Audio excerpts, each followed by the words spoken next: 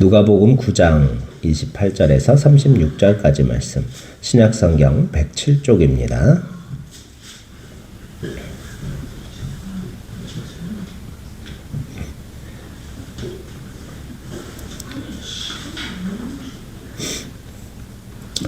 봉독해드리겠습니다.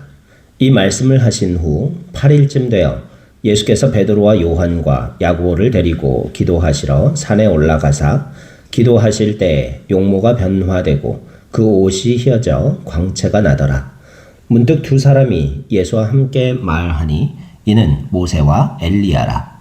영광 중에 나타나서 장차 예수께서 예루살렘에서 별세하실 것을 말할새 베드로와 및 함께 있는 자들이 깊이 졸다가 온전히 깨어나 예수의 영광과 및 함께 선 두 사람을 보더니 두 사람이 떠날 때 베드로가 예수께 여짜오되 주여 우리가 여기 있는 것이 좋사오니 우리가 초막 셋을 짓되 하나는 주를 위하여 하나는 모세를 위하여 하나는 엘리야를 위하여 하사이다 하되 자기가 하는 말을 자기도 알지 못하더라. 이 말할 즈음에 구름이 와서 그들을 덮는지라. 구름 속으로 들어갈 때 그들이 무서워하더니 구름 속에서 소리가 나서 이르되 이는 나의 아들 곧 택함을 받은 자니 너희는 그의 말을 들으라 하고 소리가 그침에 오직 예수만 보이더라. 제자들이 잠잠하여 그 본 것을 무엇이든지 그때에는 아무에게도 이르지 아니하니라. 아멘. 아멘. 할렐루야. 예수님의 변화산 사건의 내용이 오늘 본문의 말씀입니다. 우리가 이 본문 말씀으로 예수님의 영광은 과연 어떤 영광일까? 영광에 대한 말씀을 나눠보고자 합니다. 먼저 사람들이 생각하는 이 영광이라는 것의 정의는 빛나고 아름다운 영예다. 그렇게 이야기를 하고 사전에서는 설명을 하고 있어요. 뭔가 여러 사람에게 빛처럼 드러나는 그러한 아름다운 영예다. 그런 것을 이 영광이다라고 이야기하는 건데요. 모든 사람에게는 영광을 얻고자 하는 그런 기본적인 욕구들이 다 있습니다. 우리가 사람의 욕구를 연구했던 심리학자 아브라함 매슬로우의 사람 욕구 위계설, 욕구 5단계에 대한 말씀을 여러 번 나눴었는데요. 첫 번째, 가장 기초적인 욕구가 뭐라 그랬죠? 생리적 욕구죠. 배고프면 먹고, 추우면 따뜻하게 지내려고 하고, 그런 것들, 졸리면 자고, 이런 것들이 바로 생리적 욕구입니다. 두 번째 욕구는 어떠한 욕구였습니까? 이제 생리적 욕구가 만족되면은요, 그것을 길게 유지하고자 하는 안전의 욕구가 있다 그랬죠. 그게 바로 두 번째 욕구고, 세 번째 욕구는 바로 이제 1차적인 생리적 욕구도 충족이 되고 안전도 확보가 되고 나면 이제 집단에 소속되고 싶은 그런 욕구가 생긴다 그랬죠. 그리고 집단에 소속되어서 무언가 사랑하고 또 다른 존재들로부터 사랑을 받는 애정을 받고 싶고 애정을 주고 싶어하는 그러한 욕구가 세 번째 욕구다라고 이야기했어요. 그 다음 네 번째 욕구는 이 명예나 존경의 욕구로서 어느 집단과 소속되고 사랑하는 존재들이 생겨나고 사랑받게 되었을 때 그곳에서 이제 명예를 얻고 싶은 사람들로부터 타인들로부터 존경을 받고 싶어하는 그러한 욕구가 네 번째 욕구고 그 다음 마지막 욕구 최상위 욕구는 뭐라 그랬어요? 자아실현의 욕구다라고 이야기를 했었죠. 타인의 인정과 명예보다도 더 소중한 어떤 것 바로 자기 스스로를 실현하는 것. 내가 이 땅에 태어난 이유와 목적이 무엇인가를 깨닫고 그것을 실현하고 이루어내는 자아 실현의 욕구가 최상위 욕구다라고 이야기했는데요. 이 영광에 관련된 욕구가 어떤 거예요? 바로 네 번째 욕구에 해당하죠. 명예욕, 남들에게 존경을 받고 싶고 영광스럽게 되고 싶어하는 욕구가 바로 자아 실현의 욕구 바로 밑에 있는 그런 상위 욕구 가운데 하나입니다. 근데 오늘 본문이 되고 있는 예수님의 변화산 사건, 예수님이 영광을 받으셨던 바로 그 사건은 예수님의 영광에 대해서 우리에게 말씀해 주시면서 그것을 바라보는 제자들이 생각하는 영광과 철저히 대비시키고 있어요. 제자들이 생각하는 영광은 어떤 것이었는지 전후의 문맥을 통해서도 드러나고 있는데요. 예수님의 영광과는 사뭇 다른 모습을 보여주고 있습니다. 제자들이 생각하는 영광은 어떤 것일까요? 세속적 영광, 이 세상에서 사람들로부터 누리게 되고 받게 되는 영광을 뜻하는 것인데요. 이 예수님께서 보여주신 영광, 그리고 예수님께서 실제로 누리시게 되는 영광은 그 세상적 욕구와 영광과 제자들이 생각했던 영광과는 다르다는 것을 알 수 있죠. 우리 그리스도인들도 믿음 생활을 하면서 이 영광을 받고자 합니다. 하지만 세상 사람들이 생각하는 영광과 또 온전한 그리스도인으로서 우리가 추구해야 하고 누려야 할 영광이 다르다는 사실을 오늘 말씀을 통해 함께 깨달을 수 있는 은혜가 있기를 소망합니다. 먼저 오늘 본문을 우리가 살펴보면은 이 사람의 영광과 예수님의 영광의 공통점과 차이점이 있는 것을 볼 수 있어요. 예수님께서 누리신 영광과 사람이 생각하는 영광의 공통점은요, 대상이 필요하다는 거예요. 영광이라는 것은요, 혼자 스스로 누릴 수는 없는 거예요.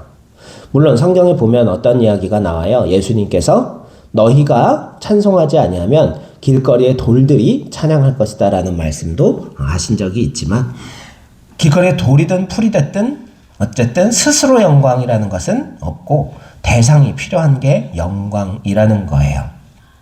하나님 역시 마찬가지입니다. 스스로 영광스러운 분이시지만은 그 피조세계의 모든 피조물을 통하여 영광 받으시는 하나님이시지만요. 하나님께서 가장 기뻐하시는 영광은 어때요? 사랑하는, 하나님께서 사랑하여 주시는 사람을 통하여 영광을 받으시는 것을 가장 기뻐하시고 하나님께 영광 올려드리기 위해서 이 사람들이 필요하다는 것을 우리는 알 수가 있습니다. 그런데 이 예수님께서 생각하시는, 예수님께서 누리신 영광과 사람의 영광의 결정적인 차이점 또한 존재하죠. 가장 먼저 사람들이 생각한, 그리고 제자들이 바라고 원했던 영광은요, 세속적 승리로서의 영광을 뜻해요. 예수님께서 지금 이스라엘 백성이 로마의 지배하에서 고난당하고 있는 그러한 현실적인 세상 속에서 이 예수님께서 메시아로서, 구원자로서 자기 백성을 다윗처럼, 이방의 모든 원수들로부터 구원해 주었던 다윗처럼 세속적인 승리를 쟁취해 주실 그러한 정치적 메시아로서 예수님을 생각했고, 그것이 예수님께서 누려야만 할 영광이라고 생각했어요. 곧 현세적인 질서와 현세적인 자기들의 안위를 보장하는 영광으로 이해했던 거예요. 그러나 예수님께서 누리신 영광은 제자들이 생각한 영광과는 다른 모습을 보여주고 있습니다. 가장 큰 차이점은요, 바로 예수님께서는요, 자기 스스로의 영광이 아니라 성부 아버지의 영광을 위해서 이 영광을 드러내셨고, 아버지의 영광만을 위하여 사역하셨음을, 순종하셨음을 볼 수 있어요. 그런데 이 아버지의 영광 또한 세속적 영광과 전혀 다른 거예요. 예수님께서 정치적인 승리를, 전쟁을 통해서 이방인들인 로마를 몰아내고, 그리고 자기 백성에게 정치적인 안정과 평안을 가져다 주시는 승리로 아버지께 영광을 돌리신 것이 아니라 어때요? 십자가의 죄인의 모습으로서 고난당하시고 죽기까지 순종하시는 그 순종을 통하여서 본인의 영광뿐만 아니라 아버지, 성부 아버지의 영광을 드러내신 것을 볼 수 있어요. 이 영광이 어떻게 다른 것일까요? 오늘 본문은 구체적으로 우리에게 가르쳐주고 있습니다. 가장 먼저 이 예수님께서 변화산 사건이 일어난 날을 8일째라고 이야기하는데요. 이 8일째라는 것이 여러 가지 의미를 가지고 있어요. 어때요? 오늘 우리가 볼 때 8일째는 언제예요? 무슨 요일이에요? 그렇죠. 월요병. 우리 직장인들과 학생들이 그토록 싫어하는 월요일이에요. 한 주의 시작이 되고 안식 후 첫날이 되는 그날이 바로 8일째라는 거예요. 그런데 이 믿음의 역사에서 가장 중요한 예수님의 부활 사건도 안식 후 첫날, 8일째 날에 예수님이 부활하셨다는 것을 볼 수 있어요. 아놀드 슈왈츠제네거가 주연한 영화 8번째 날이라는 영화가 있어요. 뭐에 대한 얘기일지 짐작이 가지 않아요? 죽었던 자기가 부활하는 이야기예요. 클론, 인간 복제에 대한 그러한 이야기, 주제를 다룬 SF 영화였는데요. 거기서 몸은 지금 현재 과학으로도 복제를 할 수가 있어요. 그쵸? 똑같은 동물 두 마리, 그것도 물론 조작의 여지가 있다 그래가지고 제대로 완전히 인정되지는 못했지만요, 클론이라는 게 지금 현재 과학으로도 어느 정도는 가능하다는 걸 우리가 알고 있어요. 물론 아직까지 실현 불가능한 거는요, 그렇게 빠른 속도로 성체를 복제해낼 수는 없다는 거예요. 성장 과정을 조금 가속화시킬 수 있을지는 모르지만 지금처럼 성인이 된 남성의 유전자를 채취해가지고 똑같은 성인으로 성장시키는 그런 가속적인 성장의 방법도 없고, 가장 중요한 건 뭐예요? 기억을 복제하는 방법은 아직 우리가 미지의 영역이라는 거예요. 그 공상과학 소설에서는요, 이 가속 성장도 가능하고요, 과학으로 얼마든지 가능해서 자기랑 똑같은 연령대의 클론을 만들어낼 수 있고, 그 백지 클론 몸에다가 기억을 복사해서 넣는 기술까지도 만들어가지고 이 안구에서 번쩍하는 사진을 찍으면 이 두뇌 속에 있는 모든 기억 정보가 하드디스크의 데이터로 저장이 돼가지고 그걸 언제든지 이 새로운 클론에다가 이어 넣을 수 있다는 거예요. 그래가지고 어떻게 돼요? 바로 주인공하고 싸우다 누가 탁 죽었어. 그랬는데 얘를 다시 살려가지고 이미 만들어 놓은 클론이 여러 개 있어요. 그래서 만들어 놓고 백업해뒀던 데이터를 다시 입력하니까 죽었던 그 순간의 기억을 가지고 다시 깨어나요. 그런 재밌는 이야기가 그 영화의 주제였는데요. 이 8번째 날이라는 것이 바로 예수님의 변화산 사건을요, 예수님의 죽으심과 또한 기독교 역사상 가장 중대한 사건인 이 부활과 연결시키려는 신학적인 의도를 가지고 이 일이 일어난 날을 굳이 8번째 날이다라고 밝히고 있는 거예요. 또 이 일이, 예수님의 변화산 사건이 일어난 장소가 어때요? 산이죠. 변화산이라고 이야기하죠. 이 구약시대부터 이 산이라는 것은 하나님께서 인간들에게 자신의 뜻을 알려주시는 계시의 장소로서 역할을 했던 것을 볼 수 있어요. 모세가 시내산에서 십계명을 받았죠. 하나님의 뜻을 만났죠. 그리고 호렙산 떨기나무까지에서 처음으로 하나님의 이 현현을 체험하고 계시를 누리게 된 것도 산이었던 것을 우리는 알고 있습니다. 이처럼 이 변화산, 그곳에서 하나님께서 우리에게 중요한 계시를 해주시는 장소라는 것도 이런 중요한 모티브가 되겠습니다. 또 예수님의 이 산에 올라가신 목적 역시 중요하겠죠. 예수님께서 이 산에 왜 올라가셨을까요? 변화산에. 십자가를 지시기 전에 기도하기 위하여, 아버지 하나님과 소통하기 위하여, 또 자신이 하나님의 뜻에 철저히 순종하며 감당할 이 사역을 위한 방향과 그 사역을 감당할 수 있는 능력을 부여받는 통로로서 기도하기 위하여 이곳에 올라가셨던 것을 볼 수 있습니다. 이 산에서 기도하시기 위하여 예수님께서 가셨다는 것, 예수님의 사역, 죽으심과 부활이 철저히 아버지 하나님의 뜻임을 확인시켜주는 그러한 진술이라는 거예요. 또 한 재밌는 사건이요, 모세가 이 변화산에서 변화된 모습으로서 누구와 대화를 하고 있었다라고 기록되어 있습니까? 모세와 엘리야하고 이야기를 나누고 있었다라고 기록되어 있죠. 그리고 예수님의 삼중직에 대한 이야기 여러 번 나누었죠. 예수 그리스도라는 그 단어를 통해서 예수님께서 맡으신 3가지 역할에 대해서 우리가 함께 나누었습니다. 첫 번째 뭐였죠? 그리스도, 기름 부음을 받은 자. 곧 기름을 어떤 때 부었어요? 선지자를 세울 때. 그 다음에 대제사장을 세울 때, 그 다음에 왕을 세울 때, 이스라엘의 왕을 세울 때 기름 부어서 구별을 하였었죠. 그래서 그리스도라는 단어에서는 예수님의 선지자, 곧 하나님의 뜻을 미리 알고 사람들에게 가르쳐 주시는 선지자로서의 역할과, 그 다음에 사람들의 죄를 대속하여서 하나님 앞에 대신 제사 드려드리는 대제사장으로서의 역할, 그 다음에 하나님 나라의 다스리심을 사람들 가운데 이 땅에 임하게 하시는 통치자로서, 왕으로서의 예수님의 삼중직에 대해서 이야기하고 있죠. 그런데 이 모세와 엘리야가 되게 중요한 역할을 하고 있어요. 이 모세는요, 구약 성경에서 누구를 대표할까요? 첫 번째 대제사장이었어요. 이스라엘 백성들이 하나님 앞에 광야에서 원망하고 여러 번 죄를 짓잖아요. 하나님께서 내가 이 패역한 백성들을 진멸하고 너로 말미암아 내 지에서 새 백성을 만들겠다라고까지 말씀하실 정도로 백성들이 하나님 앞에서 많은 죄를 지었을 때 모세가 하나님 그리 마옵소서 하나님의 영광이 누가 될까봐 하나님의 영광에 누가 될까 두렵습니다. 당신의 손으로 구원해내신 당신의 백성을 하나님의 손이 능력이 없어서 광야에서 모두 죽게 만드셨다라고 이방 민족들이 떠들어댈까 두렵습니다. 그러니까 자비를 베푸셔서 이 백성의 죄를 용서해 주시옵소서. 중보를 몇 번 했는지 몰라요. 모세가.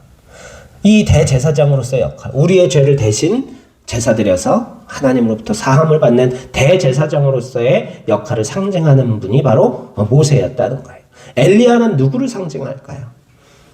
우리가 제일 잘 알고 있는 선지자 중에 한 명이 바로 엘리야예요. 그렇죠? 엘리야가 행한 많은 기적들이 있죠. 여러분 아시는 것 중에 하나 얘기해 볼래요? 엘리야가 행한 기적 뭐가 있어요? 갑자기 물어보니까 아무것도 생각 안 나죠. 엘리야가 죽은 사람도 살리신 기적이 있고요. 여러 가지 기적을 행했어요. 그리고 어때요? 이 바알 선지자 300명하고 이 산에서 결투를 벌이죠. 제단을 쌓아놓고서 결투를 벌여서 승리하였던 그런 선지자예요. 엘리야. 이 선지자를 대표하는 엘리야. 그러면 이제 하나, 예수님의 삼중직 중에 하나가 남죠. 뭐예요? 왕. 구약시대에는 다윗과 솔로몬 왕을 얘기할 수 있겠지만 예수님이 진정한 왕이시라는 거죠. 그래서 예수님의 삼중직을 대표하는 모세와 엘리야와 예수님이 한자리에 모여서 대화를 나누신 것이 바로 이 변화산 사건이라는 거예요. 이 하나님의 뜻의 핵심이 뭐예요? 예수님의 삼중직, 십자가와 죽음과 부활이시라는 것을 우리에게 가르쳐 주시는 그런 비유가 이 말씀에 등장하는 인물들에도 다 담겨 있다는 거예요. 또 예수님께서 무엇에 대해서 얘기를 하실까요? 예루살렘에서의 별세에 대하여 대화하고 있어요. 이 별세라는 것이 성경에는 원어로는 뭐라고 쓰여 있냐면요. 엑소더스라고 쓰여 있어요. 엑소더스가 뭔지 아세요? 여러분 옛날에 주말의 명화라는 거 혹시 아세요? 주일 저녁이 되면 10시쯤인가 그때 되면은 꼭 영화 한 편을 해줬어요. 요즘은 그냥 인터넷 컴퓨터만 열면은 최신 영화든 뭐든 다 볼 수 있잖아요. 근데 그때는 영화 보려면은 극장 가거나 비디오도 이제 나온 지 그렇게 오래 안 됐어요. 그때는 TV가 유일한 영화를 볼 수 있는 수단이었잖아요. 그래서 이 사운드 오브 뮤직을 한 번 더 보고 싶은데 제대로 못 봐서 뒤에서부터 봐가지고 제대로 처음부터 한번 보고 싶은데 언제 해주나 그 신문지에 보면은 TV 방영 시간표에 있어요. 이제 그것도 공휴일 있잖아요. 명절이나 공휴일 그때 되면은 집중적으로 영화들 막 해줬었잖아요. 그래서 보고 싶은 영화 있는지 그 신문지로 연구하면서 몇 시에 한다 그래가지고 그거 기다리고 그리고 또 그거를 비디오로 녹화하려고 막 그런 적도 있고 그랬던 기억이 나요. 근데 이 주말의 명화에 메인 타이틀 음악으로 나오던 음악 중에 하나가 있어요. 빰빰 빰빰 빰빰빰빰 빰빰 이게 엑소더스 엑소더스라는 영화의 메인 테마예요. 엑소더스 뭐예요? Going out, 탈출이라는 뜻이죠. 이스라엘 백성 출애굽이 엑소더스예요. 출애굽이 엑소더스입니다. 예수님의 예루살렘에서의 별세가 엑소더스예요. 출애굽이에요. 뭐예요? 죄와 죽음으로부터 탈출하신 사건이에요. 죽으시고 끝난 게 아니라 예수님의 별세라는 것은 십자가에서 별세하셨다는 것은요. 부활하시고 승천하신 게 엑소더스라는 거예요. 이게 바로 아버지의 뜻이고 예수님의 영광의 핵심이라는 거예요. 안타깝게도 가장 예수님 가까운 곳에서 3년이라는 공생애 동안에 제일 많이 배웠던 제자들도요. 그런데 어때요? 그 상황에서 이 중요한 상황에서 어떻게 하고 있어요? 깊이 잠들어 있다라고 오늘 본문은 이야기하고 있습니다. 가장 가까운 곳에서 가장 오래 배웠던 제자들조차도 아버지 뜻, 예수님의 부활, 십자가의 영광에 대해서 온전히 이해하지 못하던 단계였어요. 그래서 어떻게 해요? 초막 셋을 짓겠다고 횡설수설하고 있어요. 하나는 모세, 하나는 엘리야를 위해, 하나는 예수님을 위해서 초막 3개를 지어서 여기서 영원토록 머물고 싶어 하는 거예요. 예수님의 몸이 하얗게 변화되어가지고 이 영체인 엘리야와 모세하고 대화를 나누고 있는 그 영광을 목도한 제자들은요, 그곳에 계속 이 영광 가운데 머물러 있고 싶어 하는 거예요. 그러나 예수님은 어때요? 다시 내려가야 된다는 거죠. 십자가에서 죽으시기 위하여서. 제자들은 하나님의 뜻을, 예수님의 부활과 죽으심의 원리에 대해서, 예수님의 영광이 무엇인지 이때까지 이해하지 못했어요. 그러면 제자들이 비로소 예수님의 영광이 무엇인지 참으로 이해하게 된 때는 언제일까요? 십자가에서 죽으신 다음도 아니에요. 부활을 목격한 직후도 아니에요. 예수님의 부활을 목격하고도 두려워서 숨어 있었어요. 다락방에 문 잠궈 놓고 숨어 있었어요. 비로소 부활하신 예수님을 온전히 깨닫고 용기를 얻었던 때는 언제입니까? 성령 강림 사건 이후에요. 오순절 성령 강림 이후 사건. 그 사건 이후로 비로소 제자들도 예수님처럼 순교할 수 있는 용기가 성령의 감동으로 생겨났다는 거예요. 그리고 예수님의 부활과 죽으심, 그리고 아버지 하나님의 참뜻이 무엇인지, 진정한 구원이 무엇인지 그제서야 비로소 이해할 수 있게 되었다는 거죠. 참 하나님의 영광이 무엇인지, 예수님의 영광이 무엇인지 성령의 감동 없이는 제자들도 깨닫지 못했을 거라는 거예요. 그 순간에 구름 속에서 하나님의 음성이 들려옵니다. 이 불확실한 현실 속에서 하나님의 음성을 들어야 한다는 것을 우리에게 가르쳐주고 있어요. 이는 나의 아들 곧 택함을 입은 자니 너희는 그의 말을 들으라. 혼란한 세상에서 우리가 들어야 할 것은 무엇이라고요? 귀 기울여야 할 것은 세상의 지혜도 아니고요, 힘도 아니고 타인의 도움도 아니라는 거예요. 무엇입니까? 예수님의 말씀에 귀 기울여야 한다는 거예요. 왜? 그분의 말씀이 우리를 참된 영광의 길로 인도하시는 유일한 길이요, 진리요, 생명이시기 때문에. 구름이 걷히고 나자 오직 예수님만 보이더라 기록하고 있습니다. 성도와 교회의 믿음의 내용과 대상은 예수 그리스도의 인격과 사역, 말씀이 담아내는 진리에 새겨야만 한다는 것을 이 말씀은 오늘 우리에게 철저히 가르쳐 주시고 있어요. 여러분, 우리가 바라던 영광, 이제 우리가 그리스도인으로서, 성도로서 누려야 할 영광, 추구해야 할 영광이 무엇인지 우리는 이제 새롭게 알게 됩니다. 우리가 누려야 할, 우리가 빛내야 할 영광은요, 오직 하나님의 영광, 그리스도의 영광을 비추어내는 것뿐이에요. 예수님도 스스로를 빛나는 해다라고 비유하지 않으셨어요. 예수님은 달이에요. 태양빛을 받아서 반사하는 달이에요. 여러분, 요즘 저녁에 우리 어머니 아버지 댁에 가는 길에 보면요, 그쪽이 어디죠? 남쪽인 것 같아요. 남쪽쯤인 것 같아요. 남쪽 방향에 가장 밝게 빛나는, 아직 해가 다 지기도 전인데 아주 밝게 빛나는 하나가 있어요. 그게 뭐일까요? 저는 그게 뭔지 이제 알았어요. 샛별, 사람들이 샛별이라고 얘기했나? 근데 다른 별 아무것도 보이지 않을 때, 아직 해가 다 지기도 전에 석양이 보랏빛으로 물들 때쯤에 하늘에서 가장 밝게 빛나는 거, 달 말고 하나가 있어요. 그게 목성이더라고요. 이 태양계의 행성 중에 가장 크다 그러죠. 그래서 제가 천체망원경을 가지고서 보니까 그게 목성이더라고요. 그래서 보면요, 이렇게 사람 눈으로 보면 그냥 이렇게 반짝반짝 이렇게 밝게 빛나는 것만 보이는데요, 이 천체망원경으로 보니까 위성 4개가 다 보여요. 그 하나에 이 줄무늬하고 대적점까지 보이면 예술일 텐데 그거는 개인이 사기 무지 비싼 한 3,400만 원 넘어가는 천체망원경을 통해서 볼 때만이 대적점까지 보일 거예요. 물론 좋은 장소, 좋은 맑은 하늘이 있는 그런 데 가서 아마 이런 제가 가지고 있는 망원경으로 봐도 대적점까지 모여도 줄무늬는 저도 어렴풋이 봤어요. 줄무늬는 희미하게 맑은 날 보니까 보이더라고요. 근데 이게 목성이에요.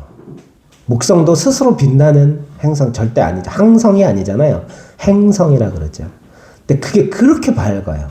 다른 별 하나도 안 보일 때 그 목성은 보여요. 밝게 보여요. 아주. 제일 크거든요. 가깝고 다른 별보다. 근데 그 태양빛을 받아서 빛나는 거예요. 우리 그리스도인의 영광도 마찬가지예요. 우리 스스로 빛을 낼 수 없습니다. 우리 스스로는 결코 영광스러울 수 없습니다. 오직 주님의 말씀에 예수님처럼 아버지의 말씀에 순종하셨던 예수님처럼 우리도 예수님의 말씀에 귀 기울이고 그리고 예수님의 말씀에 순종할 때 그 영광을 비로소 우리도 비추고 나타내는 존재가 될 수 있음을 깨닫기를 소망합니다. 또한 그 영광은요. 죽음을 따르는 영광이에요. 십자가 고난의 길을 따르는 영광이라는 거예요. 또한 비밀스레 간직되는 영광이에요. 잘난 체하고 드러나. 오늘 주기도문 배울 때 뭐라 그랬어요? 기도하는 사람들 잘못된 태도에 대해서 먼저 예수님이 가르쳐 주셨죠. 너희는 기도할 때 외식하던 자와 같이 하지 말라. 왜 외식이 어때서 우리 주님이 외식이 어때서요? 그러는데 겉모습만 꾸미고 길거리와 회당과 그런 곳에서 사람들을 듣도록 기도하는 것만 좋아하는 그런 사람들은 이미 자기들 받을 영광을 다 받았다라고 말씀하시죠. 하나님께서 예수님께 주신 영광, 예수님께서 드러내신 영광, 우리 그리스도인들이 누려야 할 영광은요. 억지로 드러내는 것, 떠들썩한 선전을 통해서 드러내는 것이 아니라 하늘의 빛처럼 저절로 밝게 빛나는 영광인 줄로 믿습니다. 여러분 백화점에 아주 특이한 도둑이 하나가 들었다 그래요. 이 도둑이요. 뭘 훔쳐갔을까요? 하나도 안 훔쳐갔어요. 근데 이 도둑이 무슨 짓을 하고 갔는지 알아요? 가격표를 다 바꿔놨대요. 명품 브랜드의 옷에 있는 가격표를 싸구려 옷에다가 붙여놓고 비싼 TV의 가격표를 싸구려 TV, 비싼 냉장고의 가격표를 싸구려 냉장고에다 다 가격표를 바꿔놨다는 거예요. 다음날 엄청난 혼란이 있었겠죠. 이것을 알아채기 전에 어때요? 큰 득을 본 사람도 있고 막대한 손해를 본 사람도 있겠죠. 사람의 가치라는 건요. 세상이 정해주는 게 아니에요. 외모와 학벌, 사회적 지위와 가지고 있는 재산 어때요? 잘못 붙어있는 가격표라는 거예요. 이 모든 것들은 다 상대적 가치라는 거죠. 사람의 가치는요. 이것으로 평가될 수 없어요. 도둑이 바꿔놓은 백화점의 가격표처럼 사람들에게 나름의 딱지를 붙이고 가격을 매기지만요. 그것이 사람의 절대적 가치가 되지 않고 사람의 영광의 기준이 될 수 없음을 깨닫는 은혜가 있기를 간절히 소망합니다. 요한복음 10장 10절에 이런 말씀이 있어요. 도적이 오는 것은 도적질하고 죽이고 멸망시키려는 것뿐이다. 우리의 가치를 뒤바꾸는 세상의 모든 어리석은 가치들은 어때요? 우리를 죽이고 멸망시키는 것들일 뿐임을 깨닫는 은혜가 있기를 간절히 소망합니다. 사람의 가치는 오직 하나님의 형상을 닮은 존재일 때 드러나는 것이며 예수님의 영광을 드러낼 때 비로소 사람의 가치는 인정받을 수 있음을 깨닫기를 간절히 소망합니다. 기도드리겠습니다. 은혜와 사랑이 풍성하신 생명의 하나님, 주님 우리를 천하보다 귀하다고 말씀하셨습니다. 그런데 정작 우리가 생각하는 영광과 세상의 가치는 너무나 값없는 것들이고 너무나 상대적인 것들일 뿐임을 깨닫습니다. 아버지여, 우리가 예수님처럼 참된 영광을 추구하는, 참된 영광을 누리는, 하나님의 영광을 위하여 쓰임받는 진정한 영광의 자녀들이 될 수 있도록 기름 부어 주옵소서. 한때 모든 가치를 내려놓게 하여 주시고 하나님께서 드러내시기 원하시는 진정한 영광의 빛을 비추어내기에 부족함 없는 하나님의 참된 자녀들이 될 수 있도록 한 주간도 능력의 팔로 붙들어 주시고 성령으로 새롭게 해 주시기를 간절히 소망하오며 우리를 원하신 예수 그리스도의 이름으로 감사하며 기도드리옵나이다. 아멘.